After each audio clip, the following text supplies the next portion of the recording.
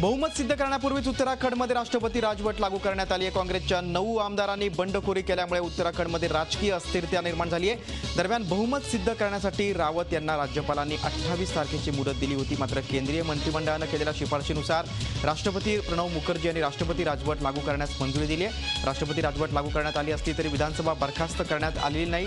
पुढील आदेशापर्यंत उत्तराखंड विधानसभा निलंबित राहणार आहे। या आदेशाने बहुमत सिद्ध करण्यासाठी धडपडणाऱ्या हरीश रावत यांची कोंडी झाली आहे। विशेष म्हणजे हा निर्णय घेण्यापूर्वी हरीश रावत यांनी राज्यात राष्ट्रपती राजवट लावण्याची धमकी भाजपकडून दिली जात असल्याचा आरोप केला होता।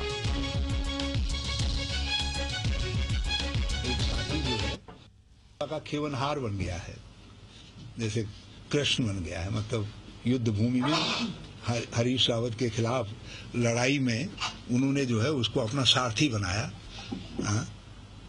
समझ गए आप?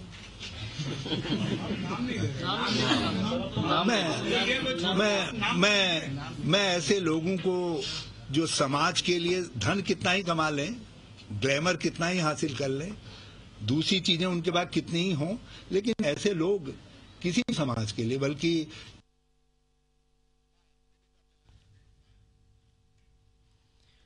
आसाममध्ये काँग्रेस विरोधी वारे वाहू लागल्याचं पंतप्रधान नरेंद्र मोदी म्हणाले। आसामच्या रंगापाडा इथे झालेल्या सभेत पंतप्रधान नरेंद्र मोदींनी उद्योजक विजय मल्ल्या आणि काँग्रेसवर चांगलीच टीका केली।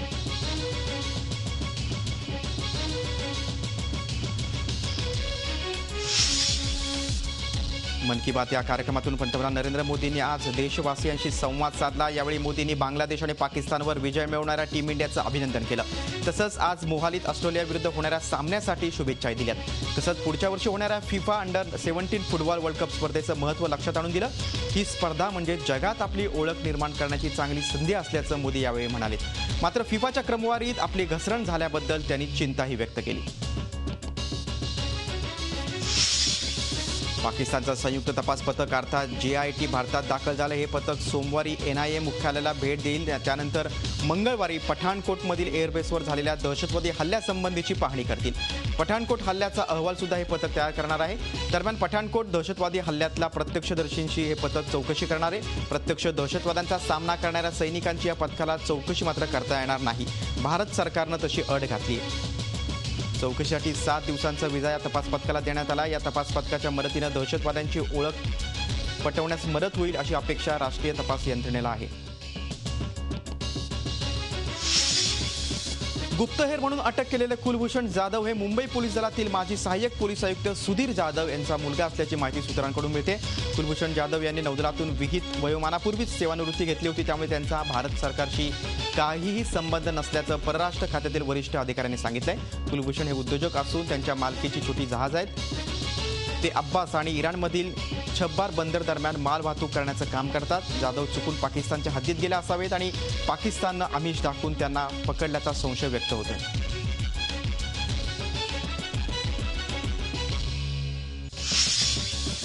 सिरियन आर्मीनं पाल्मास शहरात घुसल्याचा एक व्हिडिओ प्रसारित केला। या व्हिडिओमध्ये सिरियन आर्मी इस्लामिक स्टेटच्या अतिरेक्यांविरोधात जोरदार बॉम्ब हल्ले करत असल्याचं या व्हिडिओमध्ये दिसतंय। अमेरिकेचे राष्ट्राध्यक्ष बराक ओबामा यांनी ब्रसेल्सवर झालेल्या हल्ल्याप्रकरणी दुःख व्यक्त केलं। यावेळी आयसिस विरोधातील लढाईत अमेरिका बेल्जियमला साथ देईल, तसंच आयसिसचा छडा लावण्यासाठी गुप्त माहिती देखील बेल्जियमसोबत शेअर करेल असं देखील बराक ओबामा यांनी स्पष्ट केलं।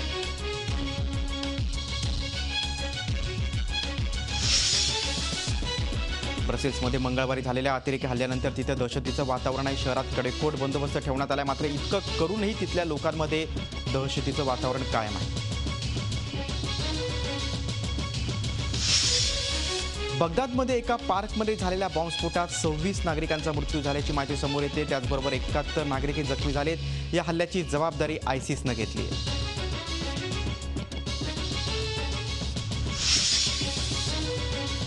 सौदी बॉम्बिंगनंतर यमनची राजधानी असलेल्या सानामध्ये सर्वात मोठं प्रदर्शन करण्यात आलं। यावेळी हजारो लोक सौदी लेड ऑफेन्सिव्हच्या वर्षपूर्तीनिमित्त साना शहरात रस्त्यावर उतरले। ग्रीक मेसिडोनिया बॉर्डरवर एका सिरियन शरणार्थी महिलेनं एका मुलीला जन्म दिलाय। ग्रीस बॉर्डरवर आतापर्यंत हजारो शरणार्थी जमा झाले।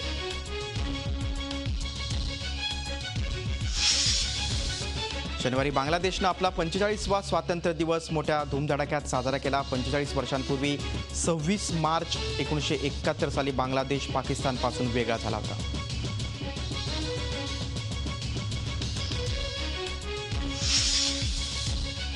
चीनमध्ये फिलिपाईन्समधून आलेल्या 35 टन फिलिपिनो केळ्यांची विल्हेवाट लावण्यात आली आहे. या केळ्यांमध्ये मोठ्या प्रमाणात रासायनिक खतांचा समावेश होता असं चीननं स्पष्ट केलंय.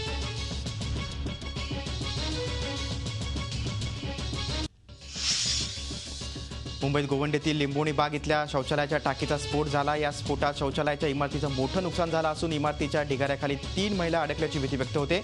अग्निशमन दलाच्या 2 गाड्या घटनास्थळी दाखल झाल्या असून ढिगारा उपसण्याचं काम सुरू आहे. विजापूरच्या हुर्डी गावाजवळ कंटेनर आणि ट्रॅक्टरमध्ये झालेल्या भीषण अपघातात 6 जण ठार झाले असून 15 जण जखमी झालेत. हे सर्वजण ऊस तोडणी कामगार होते. हे सर्व शेतमजूर महाराष्ट्रातील बीड आणि परभणी जिल्ह्यातील आहेत.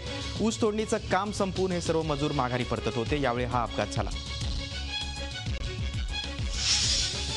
अमरावतीचे माहिती आयुक्त दत्तात्रय बनसोडे यांच्या कुटुंबावर काळानं घाला घातलाय. कर्नाटकच्या कारवारमध्ये त्यांच्या वाहनाला भीषण अपघात झाला. या अपघातात दत्तात्रय बनसोडे यांच्यासह त्यांची पत्नी अलका आणि मुलगा पंकज यांचा मृत्यू झालाय, तर मुलीची प्रकृती चिंताजनक आहे. तिच्यावर हुबळीच्या KM रुग्णालयात उपचार सुरू आहेत. कारवारहून हुबळीला जात असताना त्यांची कार झाडावर आदळली. मोठ्या प्रमाणात बांधकाम सुरू असलेला टिटवाळा परिसरात एक विचित्र अपघात झाला. यात 2 जण जखमी झाले. सिमेंट मिक्सर घरात घुसल्यानं हा अपघात झालाय. टिटवाळा गणपती मंदिर परिसरात हा अपघात झाला. या भागात मोठ्या प्रमाणात बांधकाम सुरू आहे, त्यामुळे दिवसभर सिमेंट मिक्सर ट्रकची ये जा सुरू असते. भारतीय जनता युवा मोर्चाचा मुंबई अध्यक्ष पांडे यानं सहकारी महिलेशी केलेल्या गैरवर्तनामुळे आशिष शेलारांचा चेहरा खऱ्या अर्थानं उघडा पडल्याची टीका पर्यावरण मंत्री रामदास कदम यांनी केली. आतापर्यंत आशिष शेलार हे फक्त शिवसेनेच्या नावाने बोंबलत होते, मग आता शेलार गप्प का, असा सवालही कदम यांनी केलाय. ते लातूर जिल्ह्यातल्या उदगीरमध्ये पत्रकारांशी बोलत होते. शिवसेनेचे नेते आणि मंत्री रामदास कदम यांनी लातूरमधल्या उदगीरमध्ये शनिवारी सभा घेऊन MIMचे खासदार असदुद्दीन ओवैसी यांच्यावर सडकून टीका केली. ओवैसींना पाकिस्तानात पाठवावं असे ते म्हणाले. लवकरच हैदराबादमध्ये ओवैसी यांच्या भागातच सभा घेणार असल्याचे त्यांनी स्पष्ट केलंय. तर स्वतंत्र विदर्भ आणि मराठवाड्याची मागणी करणाऱ्या श्रीहरी आणे यांचं मानसिक संतुलन बिघडल्याची टीकाही रामदास कदम यांनी केली. राज्य सरकारनं पालखी मार्गावर जागा उपलब्ध करून दिली तर वारकऱ्यांना राहण्यासाठी उत्तम सोय करून देऊ, अशी घोषणा केंद्रीय मंत्री नितीन गडकरी यांनी केली. महाराष्ट्र, कर्नाटक आणि हैदराबादच्या सीमेवरच्या सोलापूर शहरातल्या आणि परिसरातल्या रस्ते विकासासाठी केंद्र सरकारतर्फे 27,000 कोटींचा निधी मंजूर करण्यात आला. त्याच्या भूमिपूजनासाठी नितीन गडकरी आणि मुख्यमंत्री देवेंद्र फडणवीस आले होते. मुंबईत डाव्या संघटनांच्या कार्यकर्त्यांना पोलिसांनी मारहाण केल्याचा आरोप होतोय. हैदराबाद विद्यापीठातील विद्यार्थ्यांवर झालेल्या लाठी हल्ल्याचा निषेध करण्यासाठी मोर्चा काढायचा होता. त्यासाठी परवानगी घ्यायला हे विद्यार्थी माटुंगा पोलीस स्टेशनमध्ये आले होते. मात्र शिवजयंती असल्यामुळे त्यांना पोलिसांनी परवानगी नाकारली.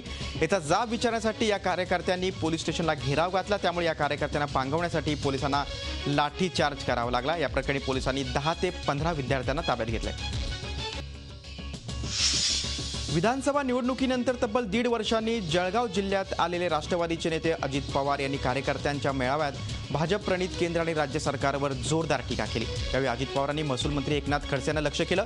खडसे यांनी आपल्याच कुटुंबात पदांची खैरात वाटल्याचा आरोप अजित पवार यांनी केला. महादेव कदम या शेतकऱ्याने मंत्रालयात विष पिऊन आत्महत्या केली आहे. जळगाव दौऱ्यावर आलेले माजी उपमुख्यमंत्री अजित पवार यांनी या आत्महत्येला सरकारच जबाबदार असल्याचा आरोप केलाय. दुष्काळी भागातल्या शेतकऱ्यांना मदत करण्यात भाजप सरकार अपयशी ठरल्याचा आरोप त्यांनी केला. तर सरकारनं सर्वेक्षण करून शेतकऱ्यांना कर्जमुक्त करावं, तसंच शेतकरी आत्महत्या थांबतील असं मत स्वाभिमानी शेतकरी संघटनेचे नेते सदाभाऊ खोत यांनी सोलापुरात मांडलं. स्वतंत्र विदर्भ राज्याची लवकरच घोषणा झाली नाही तर आपण आमदारकीचा राजीनामा देऊ, असा इशाराच आमदार आशिष देशमुख यांनी दिलाय. नागपूरमध्ये कोंढाली इथं कृषी प्रदर्शनामध्ये राज्याचे माजी महाधिवक्ता श्रीहरी आणे मंचावर असताना आशिष देशमुख यांनी हा इशारा दिला. राज्य सरकारच्या सिंचन धोरणावर देखील आशिष देशमुख यांनी यावेळी टीका केली. वाईट टाकलेल्या तिघांना परत समाजात घेण्यासाठी देऊळवाले समाज जात पंचायतीनं 3 लाख रुपये दंड आणि गाढवावरून गावात भिंड काढण्याची शिक्षा सुनावल्याचा धक्कादायक प्रकार पुण्यातल्या यवत इथं घडलाय. या प्रकरणी 16 पंचांविरुद्ध यवत पोलीस ठाण्यामध्ये गुन्हा दाखल करण्यात आला. या प्रकरणी संबंधित पंचांविरोधात तक्रार दाखल केल्यानंतर पोलिसांनी जात पंचायतीविरुद्ध गुन्हा नोंदवला. पुणे जिल्हा रुग्णालयातल्या कर्मचारी वसाहतीला पाणी पुरवठा करणारी पाईपलाईन पिंपरी चिंचवडमध्ये फुटली आहे, त्यामुळे मोठ्या प्रमाणात पाण्याची नासाडी झाली। एकीकडे राज्यात तीव्र पाणी टंचाई असताना पाण्याची ही नासाडी दुर्दैवी असल्याची भावना व्यक्त होते। पाण्याच्या नासाडीकडे जबाबदार यंत्रणेचं लक्ष नसल्यानं नागरिकांमध्ये संताप व्यक्त होतोय। पालघर जिल्ह्यातल्या जव्हार मोखाडामध्ये आता पाणी टंचाई जाणवायला लागली आहे। ग्रामीण रुग्णालय देखील यातून सुटलं नाही। रुग्णालयाचा पाणी पुरवठा बंद केल्यानं रुग्णांचे कमालीचे हाल होत आहेत। टँकर देखील अचानक बंद करण्यात आल्यामुळे लहान मुलं आणि गर्भवती महिलांना मोठ्या प्रमाणात त्रास होतोय। लातूरमध्ये पाणी प्रश्नावरून जिल्हाधिकाऱ्यांनी जमावबंदीचे आदेश लागू केलेले आहेत। आता परभणी जिल्ह्यातही पोलीस बंदोबस्तामध्ये पाणी वाटपाला सुरुवात झाली। परभणी शहरात अनेक ठिकाणी पाणी पुरवठा करण्यासाठी परभणी महापालिकेनं 26 टँकरद्वारे सेवा सुरू केली, पण यापैकी काही टँकर खासगी टँकर म्हणून विकले जात असल्याचा नागरिकांचा आरोप आहे।